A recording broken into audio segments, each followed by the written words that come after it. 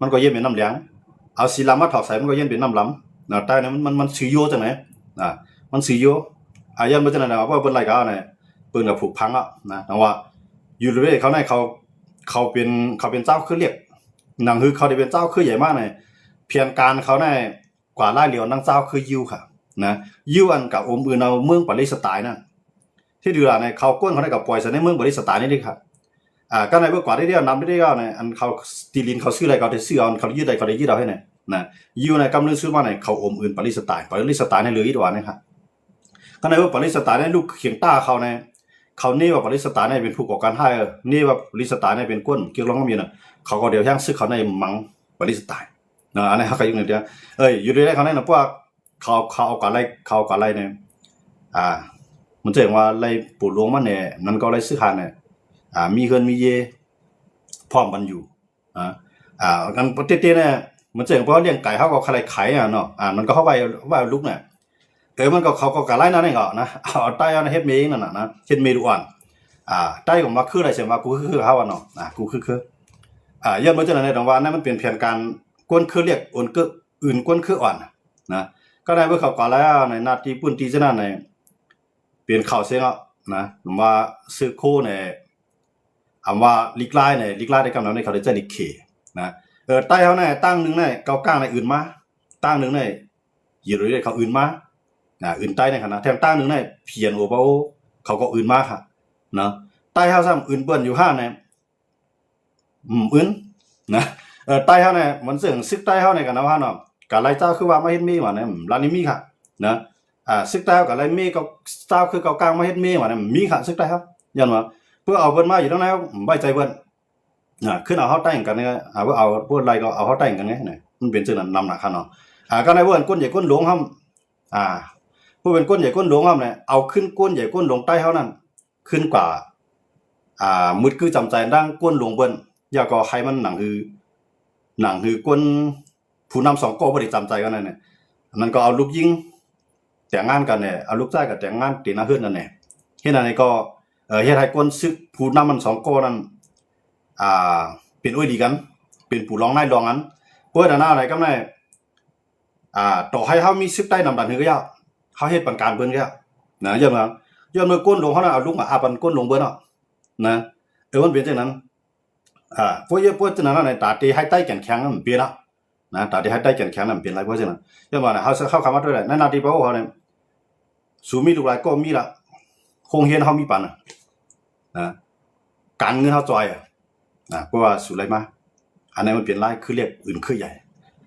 อยู่เรื่อยๆเขายามยันดีเก้ากลางเขาเพียนโอเขาเนี่ยเขาได้ใจร้ายในอื่นครับนะเขาได้ใจร้ายในอื่นครับย้อนไปจังอะไรตรงนั้นว่าเส้นตั้งอันไหนมันหลีเหลือกูมันหลีกูเลยสิเอาเส้นตั้งเอากองกลางยื้อใส่นะเพราะเอากองกลางยื้อใส่ได้มันมีดังเจ็บใจกันก็ไว้กับพวกล็อกไล่กวนอื่นกวนในอื่นเข้ากับกำร้อยๆนั่นแหละอันนั้นได้พวกอื่นไล่เมย์มันไหนไล่เมย์มากองเปลี่ยนกวนนางยิงใต้เนี่ย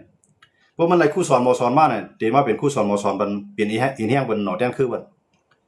พวกมันไล่นางยิงลูกเจ้าหน้าหลานเจ้าใครมาเนี่ยมาเป็นเมรุอันก็ได้ว่ามาเป็นเมรุอันหน้าในเพื่อนไอ้เกี่ยวบอลลูกอ่อนใต้จะมาให้ซึกแทงขึ้นเอาลูกอ่อนใต้นั้นขึ้นมาเฮ็ดลูกน้องเขามาลุ่มล่าบันมีปู่หลวงมันนะนั่นก็เป็นใต้เยี่ยนเป็นเจ้าเป็นคุณในโจแก็บเป็นเจ้าเป็นคุณในกำมือบ่เฮ็ดอะไรก็ได้เนี่ยลูกมันเกิดมาเนี่ยมีแน่นอนว่าเกิดมาในต่อให้มันรัดความสังขยะนะก็ก็มันได้เหตุการณ์มันเพื่อนรัดความใต้กูเขาก็มันได้เหตุการณ์มันเพื่อนเว้ยจังนั้นแต่ว่าอันวันตั้งน้ำมาในเฮียงมันก็ใหญ่มากพวกเฮียงใหญ่เอาในอันวันนาลีนั้นว่ามันจะลงใหญ่นาลีในพวกเฮียงใหญ่ก็มันเป็นเจ้าของไงเหมือนจังใต้เขาในเข้าอยู่กันในจอดกุฏิเนาะตีปังตีเปี้ยงในใต้เอาหมดขาดเอาเหมือนตั้งเนาะส่วนใหญ่ก็เข้าวันออกใจตั้งเสียงเนาะส่วนใหญ่ในเป็นตีอยู่ใต้เนาะตีปล่อยวัวปล่อยควายตีเฮ็ดไทยเฮ็ดสวนเฮ็ดนาตีเฮ็ดมาหากินเนาะเนี่ยตีปังตีเปี้ยงค่ะเหมือนตั้งค่ะเนาะเหมือนตั้งมือเลี้ยวก็เปลี่ยนไว้ก่อนก็นั่นแหละอันแล้วพวกเกิดเป็นบางตึกว่าไหนกวนเขาในยากินนะพวกเกิดเป็นบางตึกว่าไหนเปิ้นงำเย็นว่าไหนเปิ้นผู้ปักกวนเนาะผู้ปักเพียนดีเนาะค่ะนะมันจะเฮาอยู่แดงในเมืองใต้เฮาเนี่ยอันเฮามาซุ่มมันไทยไทยเขาได้คำตึกให้เอามาปอกเขาก็ยึดเอากำร้อยๆเนี่ยเขาปักกวนได้ก็เฮ็ดมันไว้ไทยว่ะวันเพราะว่าพ่อแม่ตายก็เนี่ยลูกหลานเกิดมาเป็นไทยทั้งผู้ปากนะตีลีนก็ได้กวนก็ได้มันจะขี่เขากวนเฮากว่า นะเขเขามายึดเมืองใต้กว่าเป็นเมืองเขเราทุนมาเนี่ยใจติ้วไว้เขกันหมดเราเป็นอีแห้งพาราในเป็นอีแห้งของเมืองเขครับนะมันก็โดนหนังนั่นก็ในเมืองใต้ในเมืองใต้ในเมืองใต้ในก่อนที่เลยก็เป็นใต้ครับนะวันดังนามาเนี่ยเบื่อเอาความลาดมาเปียปุ่นดินะมันจะเฮากับหันดังปัดสายกดคายว่าเซียนวีว่าต้องกดคายได้เบิดก็คือเฮาว่าหมู่จีว่าสังว่าเส้นในนาทีเพิ่นคุ้มคำไรนั่นน่ะเอาลิขีในเตียนนิดเดียวลิขีในเตียนนิดเดียวนะเอาลิขีในคืนว่าลิขีในคืนเนี่ยกวนอะไรว่าบ่ลิขีบ่ความขีเนี่ยมันยุกจันทร์นะยันเบิ่ขีเนี่ยมันเปลี่ยนหมาย3เอาครับของลุงฟ้าเนี่ยเนาะว่าบ่ลิขีบ่ความขีเนี่ยมันก็เหมือนจังว่ากว่าเหตุการณ์เนี่ยกว่าตาไปตั้งเนี่ยมันก็ง่ายมากนะฮะเนาะย้อนนั้นเอากันลิขีความขีในเครื่องมาฮะนะกำไรกวนเบิ่นก็นำมาฮะมาใต้ปืนอื่นใต้ในปืนอื่นกว่าตั้งเวียงขนาดนั้นบ่ได้นะมันจะว่าเวียงตั้งย่านว่าเนี่ยเป็นคนเฒ่าคนเก๋ได้ก็พัดตักเสียงเขารู้ว่าตักเสียงมันได้นะอยู่ก็ให้นั่นเอากำเปลี่ยนมาว่าไงนะเพราะว่าเขาพวกรักษาก็เขาก็อยู่กันง่ายกันลงหลายนั่นไงนะครับก็ในพวกเปิ้นอยู่ในซึกเปิ้นในเปิ้นอะไรอยู่กันเย็นน่ะมีไผมาตึกหันเนาะก็ในนางยิงใต้ก็ได้หันว่าเพื่อเอาซึกใต้ได้อะไรอยู่ลีๆร้องกำไรปลายทั้งหมดทั้งจานนะพอซึกต่างคือได้เปิ้นด้วยถึงในฐานะนะเปิ้นได้เปิ้นมอเอาล็อกไลน์มันค่ะนะมันจังใต้เฮาในต่อเฮามีคันในวันมื้อไหนหายก้นหลวงเฮาในป่องใจปันแฮตับซึกเข้าใน1ปีได้ตีนาขึ้นปันหลายโก้ลูกมันในเกิดมาให้บ่เปลี่ยนอินเฮียของตับซึกเฮาขึ้นเนี่ยมันเปลี่ยนค่ะแหละนะอันอยู่จำแดนดินอันอยู่จำแดนดินใต้ไทยนี่ก็เพราะว่าเกิดมาปุ๊บเนี่ยมันปุ๊บมาเกิดเมืองไทยค่ะนะตอนน่ะตอนตาไปเอาไว้ไทยวันดังนานะเพราะอันไหนไว้ไทยปุ๊บไหนวันดังนามันก็อยู่ในใต้เฮามันก็เดี๋ยวมาอยู่เมืองไทยดังวันลูกหลานใต้เฮาอันเปิ้นอันกว้างไล่ๆก็อันมีที่ปึงที่เตก็อยู่นั่นแหละอยู่นะอยู่ใครโตใครผมในพื้นที่ที่ได้อยู่ก็เหรอตับซึ่งเขาก็เลี้ยงก็ตามมีตามเกิดนั่นน่ะนะปิญญาลุ่มปันสอนนั่นก็สอนปิญญาก็มีปิญญาก็ปันสอนพวกเฮียนก็มีปันว่าเหรอนะก็ว่าเขาจะไหนเขาต่อให้เขาได้เฮ็ดเอาเขามีอนาคตหรือสิเขาตั้งมุมมองเขาเนี่ยเพื่อเขาเฮ็ดยาวสูงอะไรเขามาให้กินเมืองไทยยาวคำจะให้การในพื้นที่เยอะมาในพื้นที่ที่เขาอยู่นั่นอำใจพื้นที่อันขึ้นใหญ่อำใจพื้นที่ที่ปังที่เปียงเป็นพื้นที่ที่แปลว่าสังกัดเต็กกินน้ำไม่ขึ้นมาก็เพื่อขันใจไหนวะนะก็หาขี้หับขึ้นแต่ได้ใส่กับวันบ้านเอาเพื่อขันใจไหนอย่าว่าได้พวกปองก้นนั่งนำอย่าว่าได้พวกปองผ้าดูเก่ามันจังในพื้นที่มันใจพื้นที่ขึ้นใหญ่นะพื้นที่ที่มีหลายๆเปลี่ยนพื้นที่ที่ผู้บรรเลี้ยงอะไรกินเลี้ยงก็บางไข่กับไรนั่นไปนะอันยันมันจะไหนนะว่าห้อมไรพื้นที่ที่ปังที่เปียงไอ้ผมรวมปันไรก้นเฮามืออยู่พื้นที่นั่นน่ะมันมีแต่เนี่ยนะอย่างหมอตายอะไรเบอร์ก้นซื้อเขาก็อยู่ดีแล้วเนี่ยคู่หมอย้อนกินแกคู่หมอปกป้องทั้งนะคู่ย้อนกินนี่ก็ก้นเลี้ยงข้าวเขาไว้เพื่อขันใจนะอันกำนั้นตั้งในก็รู้คือตั้งในก็รู้ทางตั้งในก็รู้เมียงลูกใต้ก็รู้ก็เฮ็ดซึเงินลูกใต้ก็รู้ส่งลูกต้อนเนี่ยจงว่าเพื่อเอากว่าเนี่ยเอาก็อยู่ในห้วยในลอยน้ำผีตั้งเรือน่ะนะเปิ้นในเปิ้นจังเกากลางเขาว่าเขาโป้เขาในคำจะเฮ็ดจังนั้นเขาเฮ็ดซึกอยู่ในเมืองฮะเฮ็ดซึกอยู่ในเมืองจังพวกปองลูกล่างน้ำเมฆเขาจังพวกปองกวมเมฆเขาจังพวกปองตัวเก่าฮะนะเปิ้นใต้ซะเอาก็อยู่ในห้วยในลอยไปดิจังพวกปองตัวเก่าก็นะจังพวกปองตัวเก่าเนี่ยจังเฮ็ดสังอ่ะนะหรือสิว่าไอ้นั่นก็ตัดไม้ไอ้นั่นก็ไปเก็บขอนนะอันนี้โทษนะซึกกับอันนี้โทษเอานาตีดีแน่ผมตั้งเฮ็ดทางเอาก็ได้ในพื้นที่นั้นตั้งปกป้องฮะก็ไม่กวนน้ำก่อนน้ำหนาก็อยู่ในเถื่อนนิดมีแต่ได้กินนะไหมกำเฮ็ดลิงมาถึงคิงกลางกำเฮ็ดลิงมาถึงคิงเหงกำเฮ็ดลิงมาถึงกวนวาในย้อนอยู่นอกวาในย้อนกินนิดอันในซึกใต้เฮาในเย็นเปลี่ยนตัวปดด้วยได้เขาว่าเขาให้การเมืองเต่งว่าเขามาด้วยไล่เฮ็ดเขาในเฮาก็อยู่ในพื้นที่ก็ที่มีซึกใต้เนี่ยมันเป็นสิ่งอะไรในกวนวานมันกินซ้อมน้ำนะอันไหนแต่ว่าออกกวนลงใต้ในหลุเรียกลายตรงนั้นนะตีถือเลยในกวนเมืองกวนซึกใครป้ออยู่จ้อมกันอะไรในเวียงนั่นก็จ้อมปางจ้อมเปียงวันนกหน้าปางเฮาก็ยาวให้มันตีลินตีปางตีเปียงนะให้มันก็ขึ้นอึกเสียงเปื้อนได้เนี่ยคนหลวงเขาหลวงวนมันดีเนี่ยนะกับวนมาเนี่ยเฮาหันคนหลวงเขาจังเนี่ยเขาได้อยู่ดีกัดเย็นนะคือนานๆก็ส่งลูกน้องรับปี้เขามือเก็บขวานเนี่ยก้าวน้ำเป็นจังนั้นเลยแต่ว่าอันนี้ใต้เฮาหลวเรียกลายตีถือเนี่ยพอมีแผนการเฮาว่าเนาะมันจังนั้นสิได้เกาหลี1 ปีนะเขาตีนาขึ้นปันซื้อเขามีหลายปากหลายเฮงก็ยะก้นหลวงเขาหลวงเฮ็ดเจ้าตานางปันเลี้ยงเขาเลี้ยงพักปันมันเจ้าหนังอยู่ด้วยแต่เขาในเขาเฮ็ดมันเจ้านั่นน่ะเขาเฮ็ดจังนั้นในเพราะว่า1 ปีเฮาว่าเนาะ1 ปีเนี่ยเขาตีนาขึ้นใน5 ปากก็ เพราะว่าเขามีคำปันกินยาแล้วหาปากก้อเนี่ยเพราะ1ก้อ1ต่อหน้าขึ้น2ก้อผมมีเนี่ยเกิดลูกมา1ก้อเนี่ยเขาเลยก็แทงหาปากก้อเปลี่ยนเฮียงก้อนะป้าดังผูป้าดังเมเปลี่ยนกว่า3เฮียงอ่ะเนาะอันนั้นก้นเขาตื้อหรือไม่ก็ได้บ่แทง3ปีตั้งนานแล้ว4ปีตั้งนานแล้วอันเขาตีหน้าขึ้นกว่าเฮียงกูนั่นเฮียงกูเขาได้มีลูกแทงก็คือแทง3-4ปีตั้งนานเนี่ยอันนี้เปิ้นล่ามเลยก้นเหมือนกันเดียวค่ะย้อนบ่จังได๋เนาะว่ากำในซึกใต้เฮาซ้ำเฮ็ดจังหือเนี่ยเฮาหมดด้วยหมดจังนั้นในนาติปฏิมาชุงถึงใต้เนี่ยทางห้ายเลยบ่หมดทางห้ายจังหือเนี่ยเขาในเฮ็ดขุนในป้วนอาลาให้ก็อาศัยผู้หญิงก้นเมืองเป็นใหญ่แกเนาะดังนี้เขาเนี่ยเฮ็ดป้ายมามีเนี่ยเขาเลยเฮ็ดนำหลายกว่าน่ะติเตมันน่ะขุดเสียงขุดเลทัดเลเอิดตัดป่าไม้ไล่กินกูจะกูลองขวัญยาขวัญให้ขวัญหน้าอะไรกินหมดก้อยกับไปโป้ฮะตึกมุดตึกกวนวานมาได้ดิค่ะนะเข้าหลมาใส่อันเขามาอยู่ทั้งทุ่งปงเนี่ยก็ย้อนเบอร์ไงย้อนเบอร์เขาเก็บขวัญเก็บเข่านะเฮือนใน1เฮือนใน2ปุ้งใน3ปุ้งเนี่ยกูจุ่มๆก็เก็บก่อนใจน่ะเต็มๆมาแน่ในมือเขามีเงินกองกลางลงมกานาแน่ขำดูก็เก็บว่าคนเมืองเขานั่นนะเขาจะรวยจังไงเขาหลุดตั้งโรงการโรงงานไหนไปหับซื้อเขาที่คนเมืองก็ได้วะนะหับซื้อคนเมืองจะว่าก็ย้อนหลายคนเมืองไหนมันมีตื้นล่างเขาหรอนะโลไทยในโลซ่อมในโลโป้ในโลปาดในโลปุ่มในมีอยู่เลยเอาวันกันหมดเดียวจางกูคักตอนหน้าเนี่ยนะกำไรเพิ่นถึงเปลี่ยนมายาวในบ่อะไรขายได้เตะเอี่ยมครับกำโลปันดังนั้นว่าโลปันดังไหนว่าโลปันดังนั้นว่าโลปันน้ำหน้าแต่ว่าไล่ออกน้ำหน้าไหนกำไรโลต้าเนอไหนก็ขายเข้าไว้โลกึดโลท่ามาขายเข้าไว้กำไรโลกาเสียมาเสียจ้องเข้าไว้โลปันคิงกลางคิงเหี่ยวเข้าไว้เอาเข้าในเตี้ยนเงินหั่นน่ะนะกำไรมันอันเข้ามาเตี้ยนนี่ดอนก็มันเต็มนี่มันถึงว่าพักมีเนี่ยโถเน่าในข้าวกาบในอันที่นี่ก็มาเตี้ยนนี่ดอนก็ก้อยก็ว่าอันที่นี่ก็เป็นตื้นล่างสูงนะเป็นต้นทุนเป็นตื้นล่างสูงแห้งหนาได้ไรมากก็กำไรไรมากดันก็ในโลสร้างนำแห้งหนาละแต่ว่าซื้อเขาไปย้อนกินนี่ได้นะซื้อเขาไปย้อนกินเนาะอันในดีนี่คนเมืองเขาในคำใจที่ไหนผ่อนกันไปสำหรับคนเมืองในปันเขาเฮ็ดมาให้หากินเลี้ยงต้องเขาอยู่รถๆแล้วอยู่ก็เย็นๆเนี่ยคนเมืองเนี่ยมันเต็มปลายเป็นแบบไหนเนาะที่มันปลายเนี่ยมันจะสังย้อนเปิดเก็บซื้อก็เกี่ยวดิอำต้มมีสังมากล้วยปันเปิ้นเอาตีอยู่เฮาดิเขาเฮ็ดซื้อก็มีความหมายซั่งล่ะแต่ว่ากวนเฮาเนี่ยปล่อยเฮ็ดซึกเนี่ยปล่อยเฮ็ดซึกใต้เนี่ยมันหันอนาคตตั้งหน้าเฮาติลีจริงๆเนี่ยมันต้องว่าป้ากันปลายไปจังได๋อันนั้นย้อนเบิ่งหาไหนก็ในเบิ่งคนเมืองเฮาปลายเขาว่าอย่าไปปลายตื่นก็เย็นอยู่จังกันเอาลอกลายเตะถือเลยให้คนเมืองอย่าไปปลายในคำวางแผนโดนให้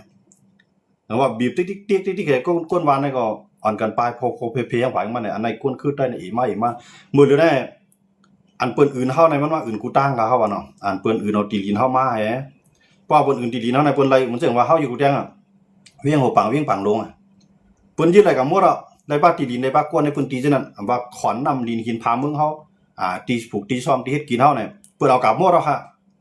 ก็เลยเฮาได้ขึ้นก่อยเก็บซื้อก่อมจังกับเนี่ยพวกหม้อซื้อเอากับจามินเปิ้นเอาลักซื้อเปิ้นออกมาไปกับเดียวเปิ้นได้เปิ้นเฮ็ดซื้อเฮ็ดคู่นะกำไรซื้อข้าวซ้ำเปลี่ยนควายเต่าหน้าไปละนะอันก้นเมืองล้อมโหมล้อมได้จังว่าก้นล้อมโหมรวมเฮามีนะคั่นเนาะจังว่าโคเฮาอันก้นเมืองในคัดใจหนังหือโคมันติแน่นนะคัดใจส่งลูกกิ้งลูกใต้กว่าเฮ็ดซื้อกันนำมันได้ส่งตั้งใจส่งเขามาเก็บปล่อยกับส่งอันนี้ก่อนโปตาได้มาเป็นโคเฮานั่นมันเป็นไรอย่าว่าได้มาเป็นโคมันเอาขึ้นอะไรขึ้นมาเป็นควายเต่าหน้าเฮากินข้าวให้ข้าวหน้าเพียแทง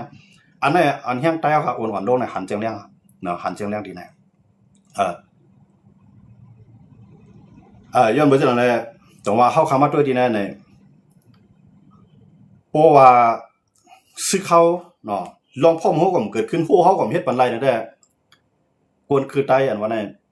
มันได้กว่าเครื่องในพื้นที่มันไงมันจังนั้นเกาก้างกุ้มกันแล้วในลายจีเวียงสู่เฮ็ดละปล่อยสู่เบียงสู่เฮ็ดละป้ายมันมีสู่เบียงสร้างขวัญเก็บสร้างขวัญลูกชายสู่ใหญ่มาเฮ็ดซึกผมรวมได้เฮาได้ผมรวมมันไงพวกสู่ถอมเฮาผมถอมเฮาก็เฮาได้ปอดีแฮมไงอันนั้นได้สุดได้อยู่ปืนเฮาอันนั้นน่ะกำลืนมาในกวนคือใต้เอาในเย็นกว่าอยู่ภายใต้กวนคืออ่อนมีเมืองหลายเมืองใต้ นะอันปืนก้นคือใหญ่เยี่ยนกว่าเฮ็ดจังนั้นน่ะมีไผมันใต้ย้อนบ่ครับย้อนเปิ้ใต้เฮาในเปิ้เฮากันสิมาดิบ่เป็นเปิ้นงากปันถอยปันถอนปันป่วยเปิ้นป่วยเฮากันน่ะเหยียบคนตีนอำไรนึงเขาว่าเนาะเพราะว่าเป็นเฮากันน่ะนาติซ้อนน่ะคนเมืองหับสองหมาป้าสองก้าน่ะเฮ็ดให้เปิ้นเฮากันนะเปิ้นน่ะอุปกันไรเฮาผู้วันเอาแฮงซึกมังเด้ๆถอยอำใครเป็นปัญหาในวงการเจ้าคือเอาลองต้านได้ซิตัวละทั้งเพราะมันกับตึกกันปุ๊บเนี่ยตั้งการตั้งขายมาเต็มจังกว่าพวกนั้นได้เป็นใหญ่แค่ย้อนนั้นได้ตรงว่าคือใต้เฮาอันมาในคนเมืองใต้เฮาอันมาในจื้อคือใต้มาในมันอีลงกว่าที่นะอีลงกว่าที่สิจะตัวครับคนก็เลยมีลูกชาย2คนในหมดเลยในพวกอายุหมกเป็ด9ขวบไม่หาตั้งปลายที่ก็นะว่าน้องหน้าปางในปลายที่ก็ย้อนบ่สังหามือเหลือในพวกเพิ่นมาปุ๊บเนี่ย8ขวบ9ขวบเพิ่นเอากาวนะจอมันดูหาตั้งปลายพวก8 9ขวบของใต้เนี่ยมันมีทุ่ง3มันว่าสังร้องเนาะสังร้องในเฮ็ดมาถึงมือปานได้บ่เฮ็ดมาถึงหนาว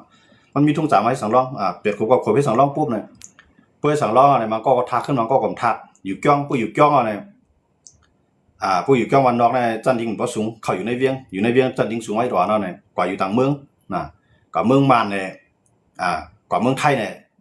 เปิ้นน่ะเนี่ยมันปีกแข็งมือขึ้นเอาตรงนี้นะไม่ใช่นะปวดออกกับทางเมืองแท้งก็ได้เปิ้อยู่คืนเฮียนคืนโรงเรียนเฮาว่าวันน้องหน้าปางเนี่ยมันจันที่เขาเนี่ยมันถึงบ่เขาต้านได้เนาะที่เหลือนั้นเขาในเวียงเห็นน่ะเปิ้อยู่วันน้องหน้าปางก็ได้เฮ็ดซึกนะเปิ้ได้เฮ็ดซึกปุ๊บเนี่ย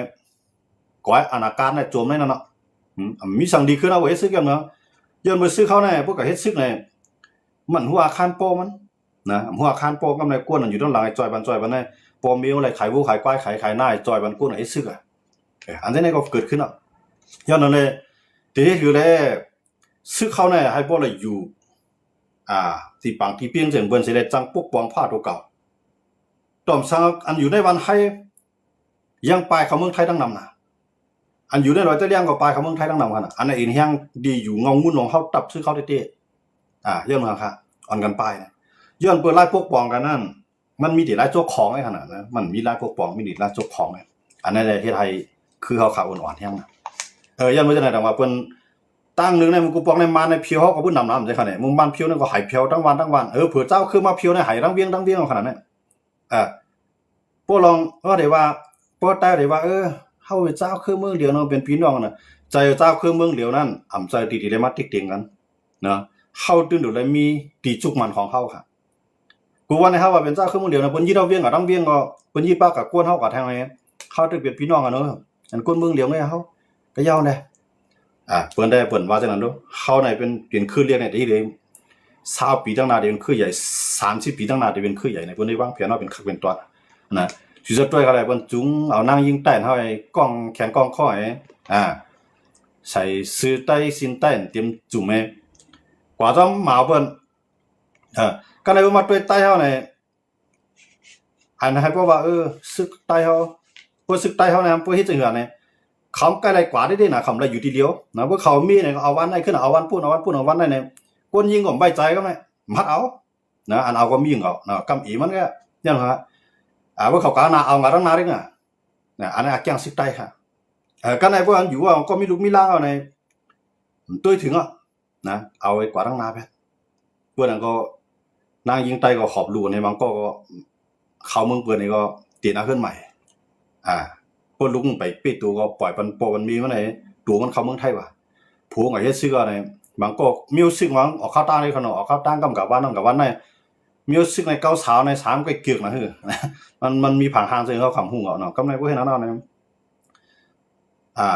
ใกล้กับบางก็กับกวดลูกก็มีมันก็เฮ็ดให้ไหนก้นรวมสนใจเตี้ยๆมันไหนลูกปันตามนะคนเมืองคนวานคนเมืองในเขามีไว้เนาะบางก็คนซื้อก็มีกับกวดมีบ่น่ะอยากไปเห็นลาสังก็มีน่ะอันนั้นแกงซึกใต้ก็มีเนาะอันนี้ในหลียักหลายนะเพราะว่าซึกใต้เฮาเมื่อเดี๋ยวนี้ว่าปักเบิ่งกูซื้อกูลองนั้นมันอยู่ที่ซึกใต้เฮาเฮ็ดกันว่าซึกใต้เฮานั้นเรียกหลายปกป้องแก่เขียนได้เตรียมลือสังคือใต้เฮานะเตรียมลือสังจึงเปิ้นยึดป่าคือเฮาเมื่อเดี๋ยวนี้นะกลับบ้านเมื่อเดี๋ยวนี้เปิ้นหิมป่าเพียนดินเนาะในเปิ้นปกตังเป็นพื้นที่เพิ่นคำเดียว เพราะเฮ็ดเป็นปืนตีบ่นั่นก็ไม่เฮ็ดจริงกันเนี่ยเปิ้นมาเฮ็ดไว้กับตัวคั่นน่ะนะพาอยู่ดีหลายคู่หมดอ่ะครับเนี่ยป้อมใส่ป้อมมือเฮ็ดไว้กับตัวในปืนตีเพิ่นก็บ่รู้มือใจปอใจมีจังมือครับเนี่ยก็ได้มือเฮ็ดจะล้างอยู่ในกับมือเพิ่นจังว่าก็ไหนว่าจังไหนมาเนี่ยเกิดลูกเกิดล่างมาเนี่ยกับปานบ่เลยเลยแจ้งไว้เกิดเขาโดว่ามันเกิดทีไรมีกวนหลวงเขาขับพ้องหลวงมันนะมันเหมือนกูปอกขนาดกูปอกได้แค่เกิดไม่ได้ก็มีน้องห้องสู้กูปอกได้นั่นแหละมือเลี้ยมจ้าเขาดูมีเกิดลูกนะเขาได้ไรใส่ไว้เกิดมันเขาเกิดมันได้เกิดห้องยาเขาดูเฮ็ดไว้เกิดมันแทง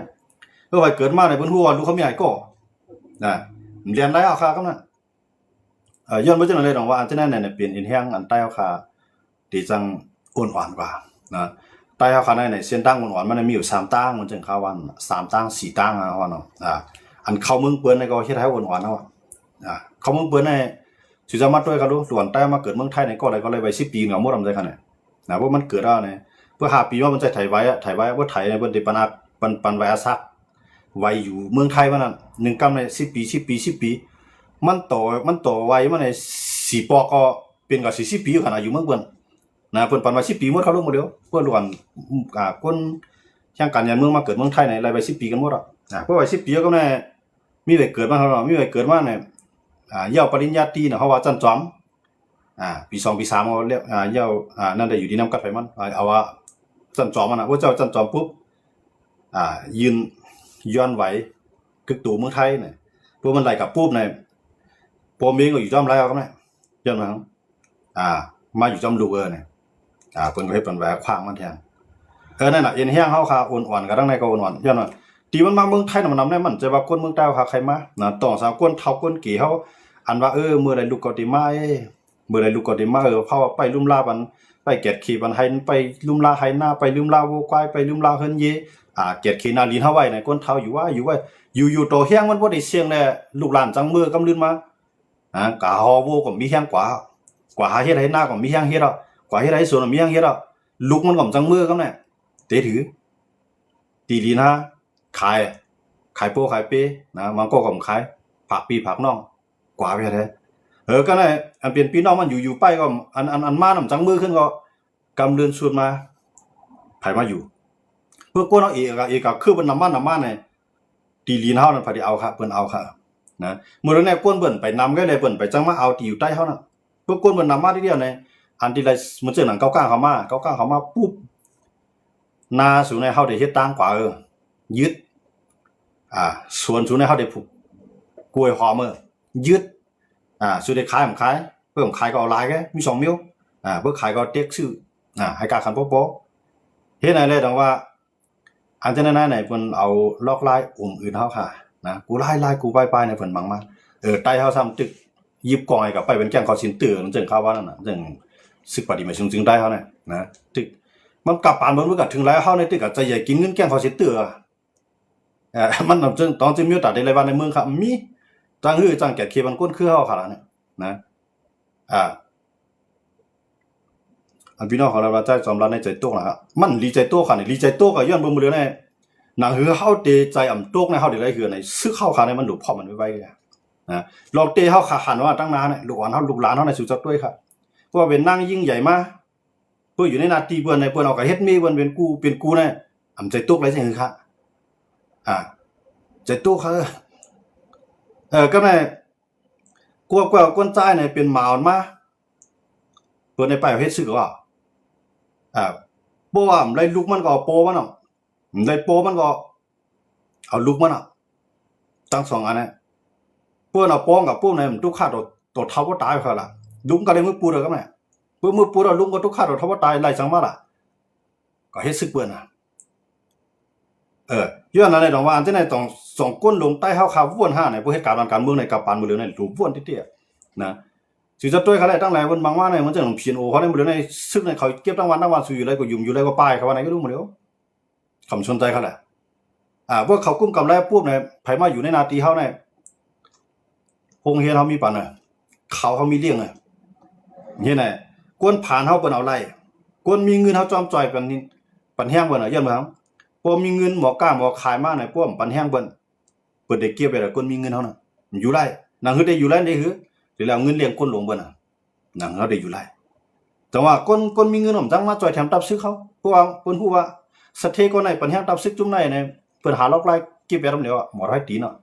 เจ้าปิญญาเขาก็เจ้าปิญญามาจ่อยตับซึกเขาเจ้ามาจ่อยการเมืองเขาอย่างเนาะมองมันหลาดออกมองมันเปิ้นส่วนเปิ้นฮู้ว่าก็ได้หมุนเจ้าพาให้เจ้าปิญญาก็ได้จ่อยแถมตับซึกเขาเนี่ยเปิ้นหาล็อกไล่หมอให้ตีนครับเนาะย้อนมาย้อนไปซื้อข้าวผมรวมหั่นน่ะลองของร้องเนี่ยนะก็ซื้อข้าวผมรวมไม่ต่อให้มีชื่อของนำดันก็มันมีความหมายครับมีชื่อนำก็อยู่ในป่าในเถื่อนในป่าลอยดีเลยสูงการคือที่นั่นไหนโดกินข้าวมาคนวันต่างส่งถึงที่เลยว่าผู้เขียนมาเนี่ยเปิ้นมาขี่มอเครือว่าเปิ้นมาขี่มอลูกหลานเฮาว่าเปิ้นมาขี่มอตีๆต้นเช้าเนี่ยป้ากันถอยมันเจ็ดขี้ไร่ย้อนมาจังได๋แต่ว่าอันนั้นมันเปลี่ยนอันเส้นทางที่อ่อนๆกันทีเดียวว่านังหนาใต้เฮา2ว่านั่นมันคนหลงคนเหตุการณ์เฮาเนี่ยอย่าไปกำว่าลูกเขาได้ตีนะขอเตาเฮือนะพอใส่เสื้อสูทผูกเนคไทใส่ป้ายข้อในฮับตอนแขกวันแขกเมืองแขกลง